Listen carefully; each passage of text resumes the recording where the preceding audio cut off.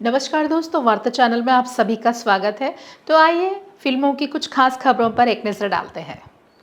Ranveer Singh starrer film Dhurandhar 2 the revenge इन दिनों सिनेमाघरों में कमाई के सारे रिकॉर्ड तोड़ रही है। जी हां, मात्र 5 दिनों में 800 करोड़ रुपए का आंकड़ा पार करने वाली इस फिल्म में माफिया अतीक अहमद फिल्म में आतिफ अहमद के किरदार और उसके पाकिस्तान कनेक्शन को प्रमुखता से दिखाया गया है।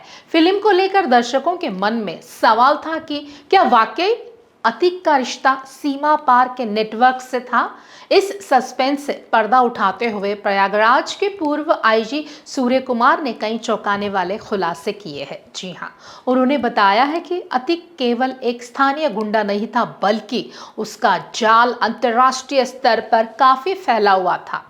तो आइए देखते हैं अतीक अहमद पर हमारी एक खास रिपोर्ट।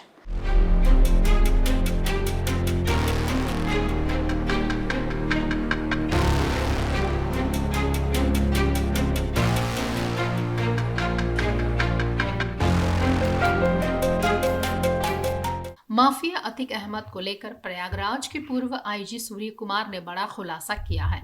उन्होंने गैंगस्टर अतीक अहमद के शासनकाल के बारे में बताते हुए कहा है कि 1986 में मेरी तैनाती इलाहाबाद में थी। वहां दंगा हुआ और बाद में मुझे पता चला कि अतीक ने ही यह दंगा कराया। जब पुलिस ने सख्ती बरती तो हमने अतीक अहमद के घर की तलाशी ली, लेकिन वह मुंबई भाग गया।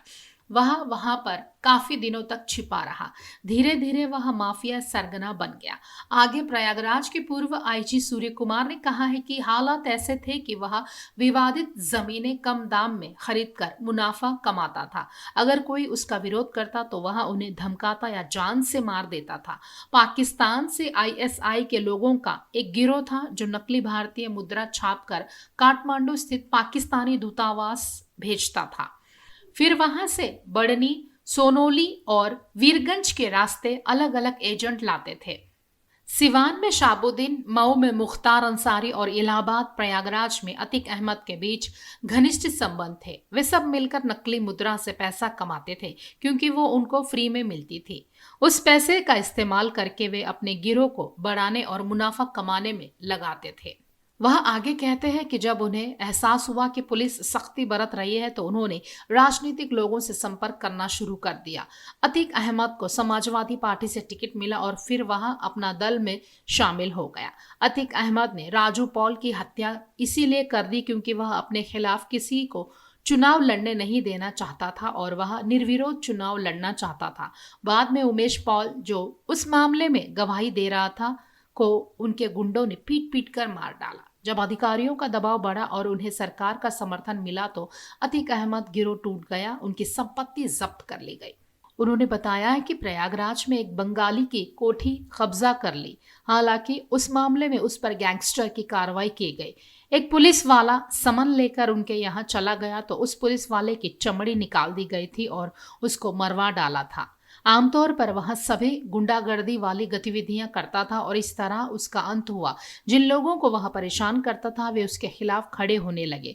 अतीक अहमद उस समय नकली मुद्रा लेकर जमीन खरीदता और अपना पैसा बढ़ाता चला गया। उस समय कोई निगरानी नहीं थी, हमें नहीं पता था कि वह कहाँ भागता है। उन्होंने कहा है कि जब उसको समर्थन देने वाली सरकार आती तो वह फिर लौट आता। हालांकि मेरे समय में कोई राजनीतिक दबाव नहीं था क्योंकि उसके पक्ष में कोई सरकार नहीं थी, लेकिन जब वह सांसद बना तो वह चुनाव में बहुत पैसा खर्च किया था।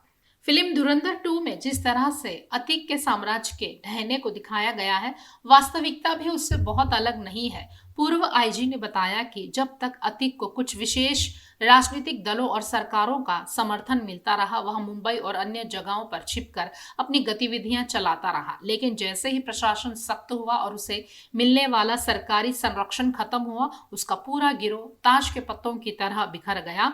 उसकी अवैध संपत्तियां जब्त कर ली गई और आम जनता जो कभी उसके नाम से कांपती थी, उसके खिलाफ उठ खड़ी हुई।